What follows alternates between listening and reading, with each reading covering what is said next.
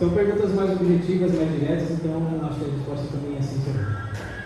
Como explicar a presciência de 1 Pedro 1, versículo 2, Romanos 8, 28 e 29, os que antemão conheceram?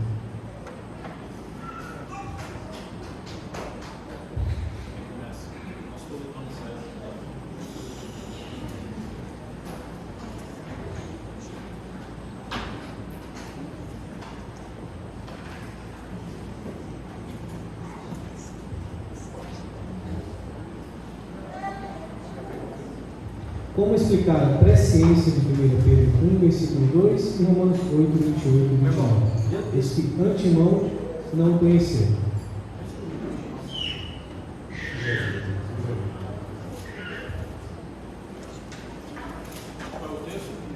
Primeira Pedro, capítulo 1, versículo 2, diz assim, vou ler.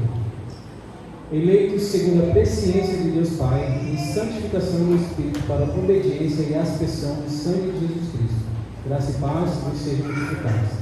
Ele faz a pergunta sobre os que antemão conheceram a presciência.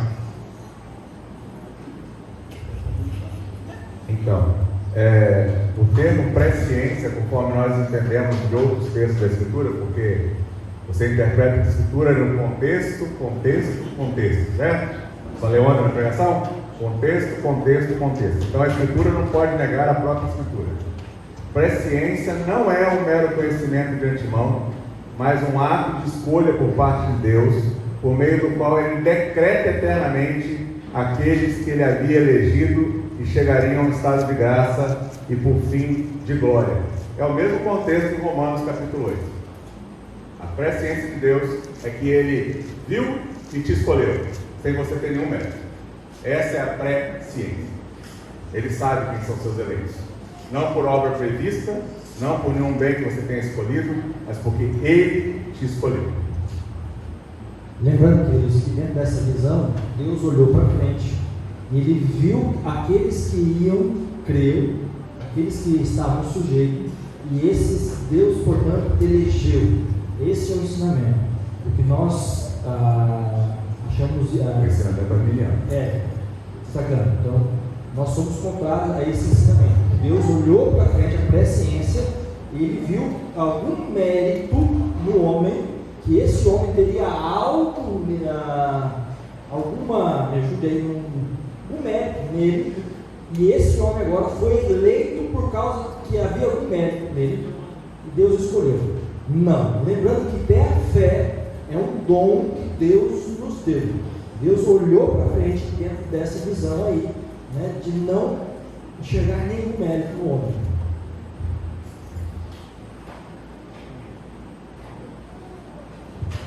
Vamos para a segunda pergunta. Terceira, na verdade. Os nossos pecados foram detectados por Deus?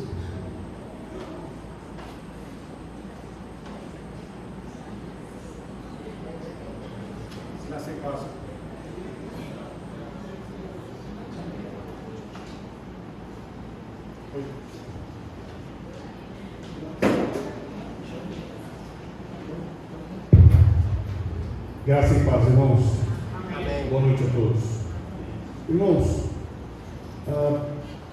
no Supremo Concílio, e esse realmente é o Supremo Concílio, entre o Pai, o Filho e o Espírito Santo, todas as coisas, sem exceção, foram estabelecidas por Deus segundo a sua soberana vontade. Mas é bom lembrar, a mim e a você, que nós andamos em duas perspectivas. Primeiro, que a soberania de Deus é um ato exclusivo de Deus, mas eu não posso esquecer que eu e você temos responsabilidades. Então a soberania de Deus caminha numa linha, num trilho, e a responsabilidade do homem do outro trilho. Só que de maneira alguma a responsabilidade do homem pode se sobrepor à vontade soberana de Deus, porque tudo que está acontecendo, tudo que nós estamos vivendo hoje, tudo que nossos irmãos do passado viveram, e tudo que está por vir daqui a um minuto, está estabelecido por Deus. Caso contrário, nosso Deus não seria todo-poderoso. É bom entender, eu dei esse exemplo esses dias atrás, que uma pessoa, para ser mordida por uma formiga, aquela formiga que te mordeu, ela fez isso sem a direção, a permissão de Deus? Sim ou não?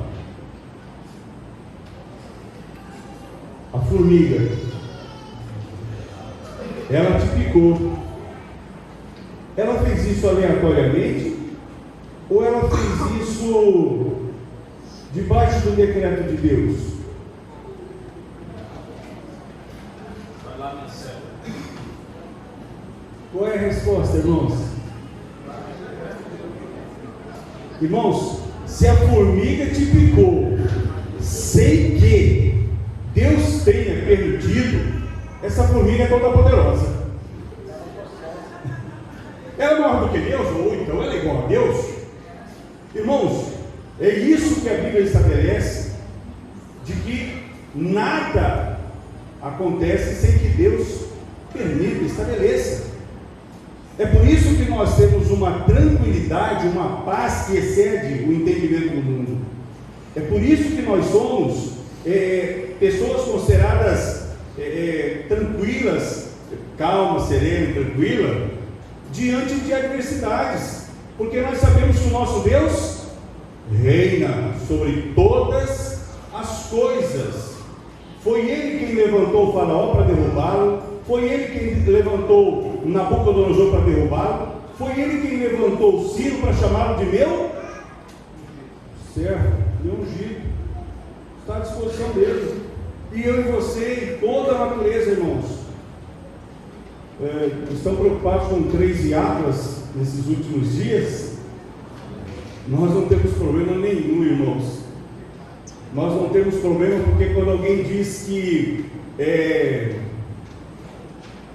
o Donald Trump é o anticristo, Elon Musk é o anticristo, a nossa confissão diz que é o Papa e acabou. Para nós a conversa é fiada. Para nós não seguimos essas conversas. Então nós já temos uma convicção de fé plantada, firmada onde? Na rocha. Tudo que aconteceu no Antigo Testamento, que era sombra a respeito da vinda do Messias, não foi aleatório. Só que Deus não revelou a palavra dele para todos. Aqueles que tiveram a palavra revelada entenderam quem ele era. Então, dessa forma pré-estabelecida, estamos todos nós nas mãos de Deus, debaixo do seu soberano governo. Temos as nossas responsabilidades, mas Ele soberanamente está no controle total, até os ventos, até as ondas. Quem é esse que tem esse domínio de mandar elementos da natureza se aquietar, parar? É o que criou os céus e a terra, o Eterno. Espero ter respondido. A nossa confissão, no artigo 3, no ponto.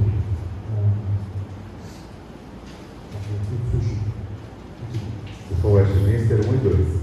Ele diz assim: embora Deus saiba tudo quanto pode ou poderá acontecer, em todas as condições possíveis, Ele nada decretou por causa do seu conhecimento prévio e futuro, ou daquilo que viria a acontecer em determinada situação. Esse é o artigo 2 do capítulo 3 dos decretos eternos de Deus, que nós estamos lendo.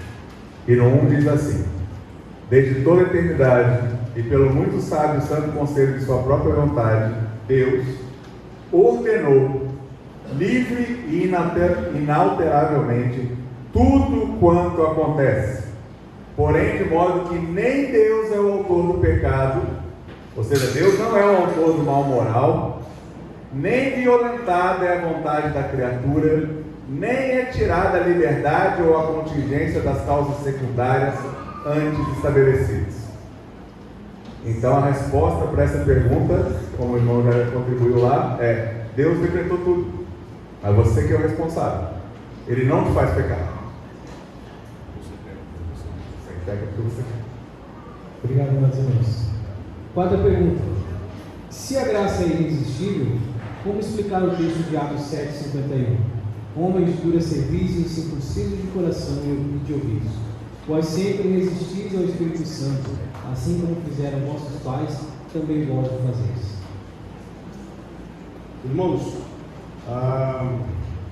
depois da queda, todos nós somos resistentes a Deus. Depois da queda, nós somos todos inimigos de Deus. Quando Estevão está falando a esse respeito, quando ele está comentando ali para aquela plateia, é a plateia que levou Jesus à morte. É a plateia que, pela sua própria responsabilidade, assumiu de levar Cristo, Jesus, porque não foi a eles revelado, não eram ovelhas dele. Então nós temos que lembrar que a obra da salvação está vinculada exclusivamente a Deus, a ação monergística. E é bom lembrar também que a graça, ela só é irresistível para os eleitos. Então, quando eu e você nascemos, até que houvesse o dia da chamada, da regeneração, da conversão, do novo nascimento, eu e você estávamos resistindo a Deus. Nós não queríamos nenhuma amizade com Deus. Nosso relacionamento era com o mundo, com Satanás e com a vontade da nossa carne. Esses são os três inimigos do homem depois da regeneração. Mas são os três amigos do homem enquanto em queda: a sua própria carne, o mundo e Satanás. Então, nesse sentido, a graça só é irresistível porque Deus nos tornou eleitos antes da fundação do mundo, mas que temos um tempo, como na plenitude dos tempos, a nossa regeneração. Então, quando nós somos, naquele momento em que estamos sendo convertidos, recebemos a fé salvadora, e aqui eu quero deixar reforçado, existem dois tipos de fés: uma é temporal e a outra é a eterna. Judas, por exemplo, Judas Iscariotes teve uma fé, mas ela foi temporal, não foi eterna. Aquilo que você recebemos, confirmada pela perseverança dos santos, ela é a fé eterna, a fé salvadora. Então, nesse sentido, a graça é irresistível somente para aqueles que antes da fundação do mundo Deus os elegeu, porque não tem como eu e você sobrepujarmos o Espírito Santo. Alguém lembra do texto de ontem da graça irresistível? João 6, 44. Vamos dar uma lida só na primeira parte? Não tem como alguém resistir àquilo que a palavra diz, só a parte A. Ninguém, nem Paulo, nem Pedro, nem Mateus, que estava na coletoria, ninguém pode vir a mim, a Cristo, se o Pai que me enviou não o trouxer. É possível Deus estar trazendo alguém a Cristo e essa pessoa em Cristo, ela receber o Espírito Santo, é possível que ela escorregue da mão de Deus? Na Igreja Católica tinha um cântico interessante: segura na mão de Deus. Não somos nós que seguramos a mão dele, é Ele que nos segura pela mão, é Ele que nos toma pela mão, e Ele não nos desampara. Então, não tem como, e nesse ponto também é importante lembrar: Deus soberanamente escolheu quem Ele quis. Eu tenho 3 filhos, uma esposa. Eles só estarão comigo na eternidade se Deus os elegeu. Caso contrário, não estarão. Meus pais estão mortos. Se eles estão na presença de Jesus, eu não sei. Mas se eles não foram chamados, não foram eleitos à santificação do mundo, eu nunca mais vou me encontrar com meus pais. E eu estou dizendo de família, porque às vezes nós somos muito ligados à família carnal, de sangue, e esquecemos que a minha família são todos aqueles que fazem a vontade do meu Pai. Está bem explícito no texto. Então, esse é um ponto de extrema relevância, no sentido de tenha plena convicção que aquele que começou a boa obra no processo da santificação, ele está nos aperfeiçoando. E nós, na glorificação, receberemos um corpo semelhante ao de Cristo. É o que está escrito. E isso nos basta. É um texto que nos ajuda a entender bastante isso que foi dito, né, pelo pastor Tony César, em resposta. Ezequiel 36, 26. Esse texto diz assim: dar-vos-ei coração novo, e porei dentro de vós espírito novo. Tirarei de vós o coração de pedra, e vos darei coração de carne. Percebe que é o Senhor que faz essa remoção de um coração de pedra, e é o Senhor que coloca um coração disposto a obedecer. Então o homem não tem como resistir a essa graça de Deus, essa obra do Senhor que é feita na vida de pecadores. Obrigado, irmãos. Próxima pergunta. Se é Deus quem salva, por que Paulo diz em 1 Coríntios 9, 22: fiz-me fraco para com os fracos, com o fim de ganhar os fracos. Fiz-me tudo para com todos, com o fim de, por todos os modos, salvar alguns. A resposta está no contexto. Abre sua Bíblia aí, vamos lá. Contexto próximo, 1 Coríntios 9, do 19 ao 23. Porque sendo livre de todos, fiz-me escravo de todos, a fim de ganhar o maior número possível. Procedi para com os judeus como judeu, a fim de ganhar os judeus, para os que vivem sob o regime da lei, como se eu mesmo assim vivesse, para ganhar os que vivem debaixo da lei, embora não esteja eu debaixo da lei. Aos sem lei, como se eu mesmo fosse, não estando sem lei para com Deus, mas debaixo da lei de Cristo, para ganhar os que vivem fora do regime da lei. Fiz-me fraco para com os fracos, com o fim de ganhar os fracos. Fiz-me tudo para com todos, com o fim de, por todos os modos, salvar alguns. Tudo faço por causa do Evangelho, com o fim de me tornar cooperador com ele. Se você quiser ver mais no contexto, leia no capítulo 8, versículo 1 até 11, 1. Paulo está mostrando no contexto e ensinando, conclamando os coríntios a serem seus imitadores. É o que diz lá o versículo, capítulo 11, versículo 1. Sede meus imitadores, como eu sou imitador de Cristo. Então, assim como Cristo se humilhou, tornando-se humano, vivendo uma vida perfeita, tocando as imundícies de nossa queda, se identificando conosco o nosso pecado, sendo moído por nós, sendo ele mesmo sem pecado, ele morre na cruz para nos redimir e salvar, e ressuscita para a nossa santificação. Paulo está dizendo que eu e você devemos fazer tudo pela causa do Evangelho, com o fim de nos tornarmos cooperadores com o Evangelho na salvação. A salvação é uma obra completa feita pelo Senhor. É o que nós ensinamos essa semana aqui.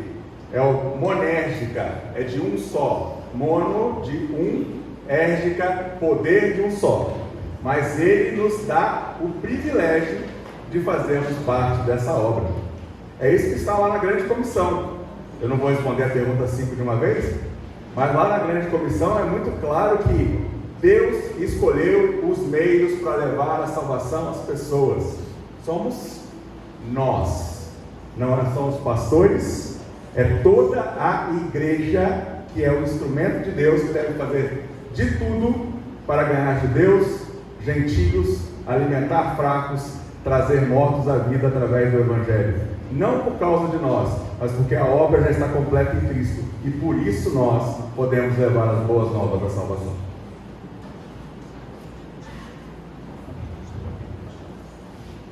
Sexta pergunta: se é Deus quem escolhe, chama e salva, por que vamos gastar tempo e recursos em algo com o qual não podemos fazer nada? Missões, por exemplo. Muito bem.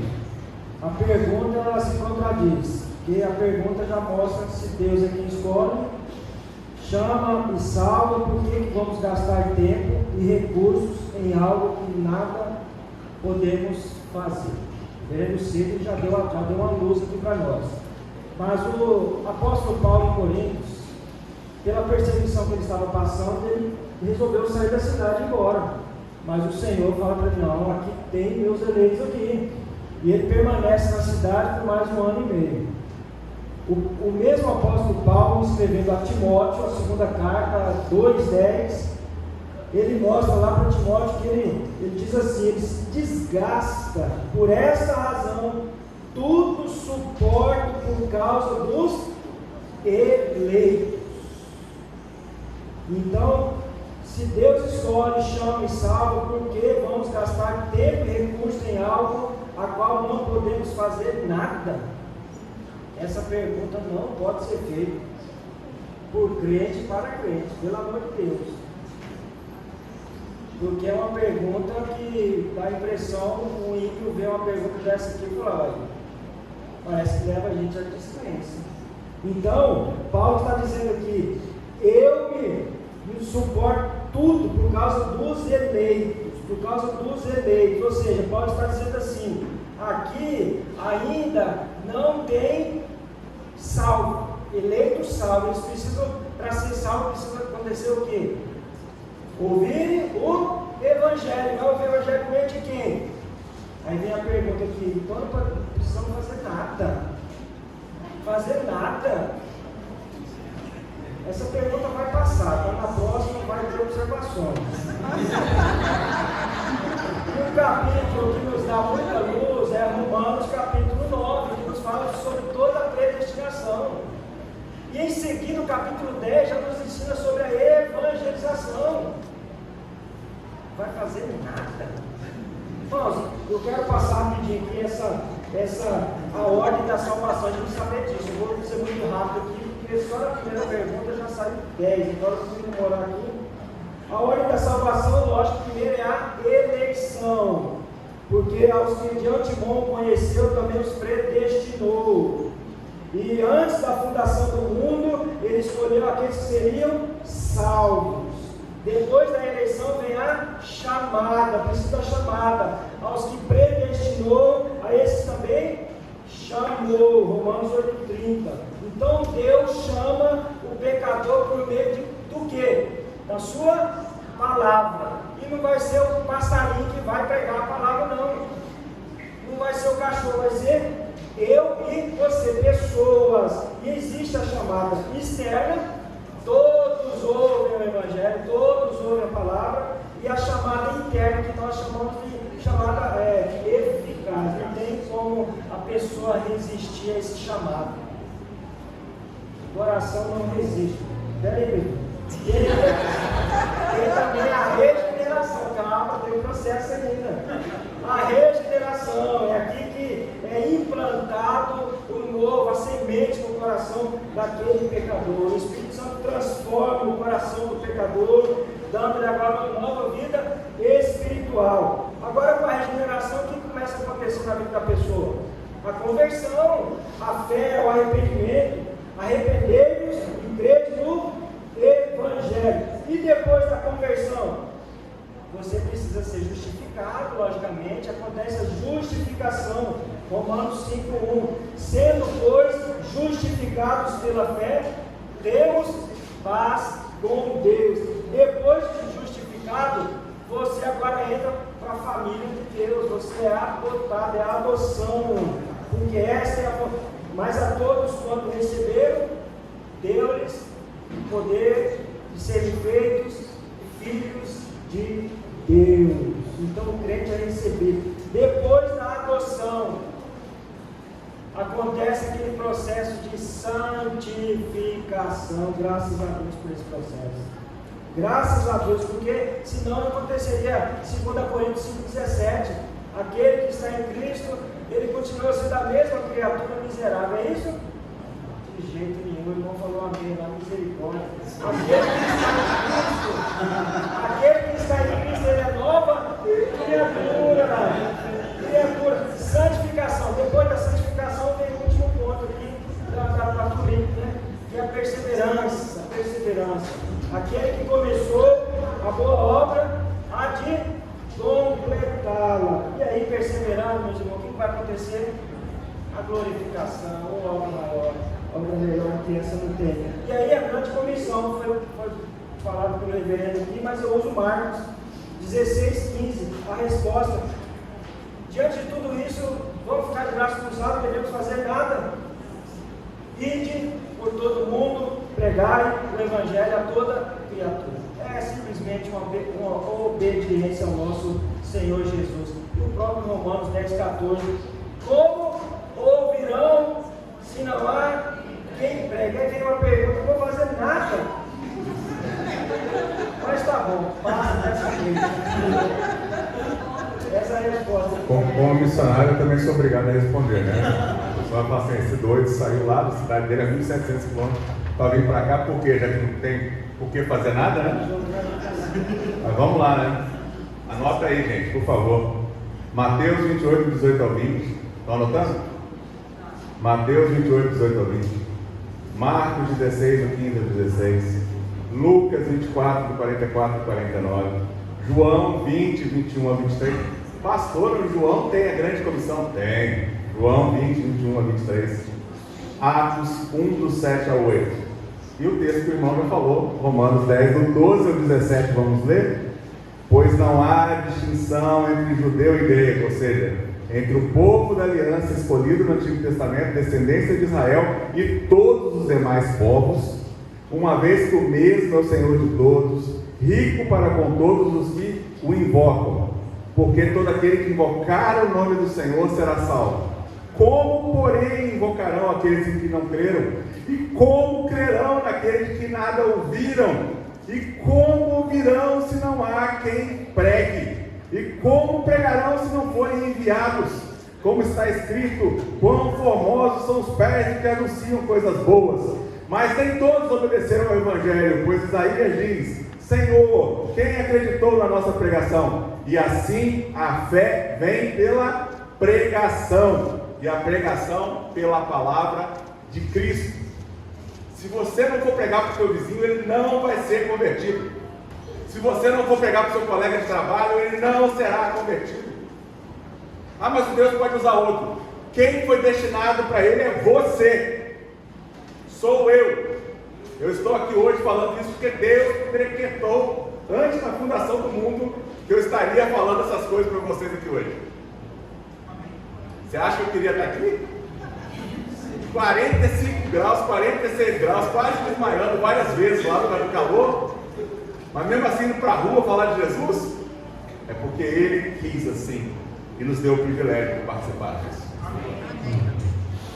Irmãos, dentro do aspecto da grande comissão, se você puder abrir a Bíblia aqui em Mateus 28, você vai ver que a partir do versículo 18, Jesus ele vai dizer aos seus discípulos que ele tem toda a autoridade, tanto no céu quanto na terra. Então, quando nós anunciamos o Evangelho para alguém, nós não anunciamos pela nossa autoridade, pelo nosso ofício, nós falamos em nome de Jesus, a maior autoridade. Então é o nome dele que nós estamos levando. É por isso que a Bíblia nos chama de embaixadores de Cristo. Nós estamos aqui representando o reino de Deus. É por isso que as nossas palavras têm um peso muito grande com relação à nossa prática. Porque se nós falamos a respeito da palavra e vivemos diferente da palavra, corremos o mesmo risco daqueles 7 filhos do sacerdote Sebas de apanharmos e depois isso ser uma vergonha e isso ser propagado em toda a cidade. Atos 19:11, bem lembrado, Rubens. E aqui, no versículo 19, o nosso tradutor escolheu o id. Quando a gente vai para a língua portuguesa, a id dá a sensação, dá o sentido de ordem, mas não é assim que está no grego. A posição é de um subjuntivo, é de indo. Então, aonde eu estiver indo, aonde eu estiver fazendo, eu ali vou levar o Evangelho. A ordem está, irmãos, é em fazer discípulos, dar frutos. E isso é para todos, isso não é para ofício, isso é para todo crente, todo aquele que nasceu de novo. Nós temos que sentir uma alegria, irmãos. Eu ouvi alguém comentar, agora não me lembro quem, que diz que quando um mendigo ele chega na casa de alguém e alguém lhe dá algo para comer, é possível que no outro dia ou na outra semana ele volte com mais mendigos, porque ele foi assistido. E sabe quem é mendigo aqui nessa casa, nessa igreja? Somos nós. Nós viemos um dia aqui e recebemos pão, o pão que desceu do céu, o verdadeiro maná. E aí, sabe o que eu quero agora? Eu quero dizer para todo mundo, aonde tem pão. Nos dias de Ruth, a casa do pão não tinha pão. Belém significa isso. E eu e você conhecemos aonde tem pão, o pão verdadeiro, o pão que alimenta para a eternidade. Então, como que eu vou vir à casa do pão faminto, sabendo que o meu vizinho é faminto, sedento, mas pelo pecado? E agora nós conhecemos uma fonte que jorra água verdadeira, água limpa, e eu vou deixar ele sem conhecer o Evangelho? Só para os irmãos entenderem, hoje à tarde eu fui conhecer o tal do Mega, não conhecia ainda, e eu estava num setor ali e veio uma senhora, e eu ouvi uma voz na minha mente. Eu não estou querendo, não é espiritualizar nada não, tá, gente? Tome cuidado com isso. Converso com ela. E eu me apresentei para ela, chamei a Cláudia para perto. E aí a dona Wanda falou assim, eu perguntei assim, eu posso orar para a senhora em nome de Jesus? Nunca vi essa senhora. E aí as lágrimas começaram a descer. Uma filha que está agora fazendo acompanhamento de oncologia, porque esteve com câncer e foi curada. Mas o choro dela foi porque o filho dela ainda está nas drogas. Irmãos, não conheço a dona Wanda, não sei onde ela mora, não disse para ela qual é o meu ofício na igreja, eu só disse para ela que eu queria orar em nome de Jesus. E oramos ali dentro do Mega. Alguém pode passar e falar assim, aqui não é lugar. Não é, irmãos? Não é isso que a Bíblia diz, quando Jesus fala para aquela mulher samaritana, que o lugar de adorá-lo é em espírito e verdade? Existe algum lugar especial, único, para a gente adorar a Deus, para a gente falar de Jesus? Então eu e você fomos chamados, todos nós somos evangelistas, todos nós somos missionários, todos nós temos uma missão, é de anunciar que há pão na casa do pão, é Jesus. Que Deus nos abençoe. Oi, só uma palavra. Ele vai levar um microfone para ele? Então, isso aí que o falou, lá em Mateus 25, 40, diz assim: o rei respondeu e lhe dirá: em verdade vos afirmo que sempre que o fizeste a um destes meus pequeninos irmãos, a mim o fizeste. Então, o que o irmão estava fazendo é o próprio Espírito Santo de Deus mostrando na sua vida, atuando na sua vida para anunciar o Evangelho. Porque recebeste, lá em Atos 1:8, mas recebendo esse poder ao descer sobre vós o Espírito Santo. Né? Você é o que? Testemunha? Se aquele lugar não é, Deus o permitiu. Entendeu? Então, assim, eu vejo que o Espírito Santo de Deus quer nos usar, como diz o irmão. Todos nós. Todos nós. Sem exceção. Bom, homens e mulheres. Para a gente fechar o ponto, né, a gente comentava ontem, né, a respeito de tudo aquilo que a gente trabalhou aqui. Os irmãos tiveram a oportunidade de ter acesso aos cânones de Dort. Vocês podem olhar, entrar aí na internet e encontrarão os cânones de Dort com facilidade. O capítulo 1º, né, onde os irmãos estão ali rebatendo a questão do arminianismo, o artigo 3º, ele fala sobre a questão da pregação do Evangelho e comenta assim: para que os homens sejam conduzidos à fé, Deus ele projetou um modo de alcançar os homens. E o que o Senhor faz? Ele envia em sua misericórdia mensageiros desta alegre boa nova para quem e quando Ele quer. Então é obra de Deus, né? Aprove ao Senhor fazer isso. Aprove ao Senhor Deus que escolheu, aprove ao Senhor Deus que chamou, aprove ao Senhor Deus que salva, né? Utilizar das nossas vidas, não para gastar, não estamos gastando tempo, estamos investindo naquilo que o Senhor sabe que é a melhor coisa a fazer, né? A nossa vida para o louvor da glória do nome dele. E aí finaliza aqui dizendo assim: pelo ministério deles os homens são chamados ao arrependimento e à fé no Cristo crucificado. E aí a gente vai para aquele texto que o pastor Sidney pregou ontem e que nós fizemos na apresentação do pastor Sidney a leitura, né? Romanos 10, que nos fala assim: como crerão naquele de quem nada ouviram? Como ouvirão se não há quem pregue? E como pregarão se não forem enviados? Então é o Senhor nos seus planos, né, que fez tudo isso. Ele chamou pecadores, Ele é o Deus que escolheu, Ele é o Deus que salva. Essa é a obra do Senhor e é o Deus então que envia. Nós não estamos gastando tempo, não estamos gastando recursos, né? Nós estamos investindo na obra do Senhor. Amém.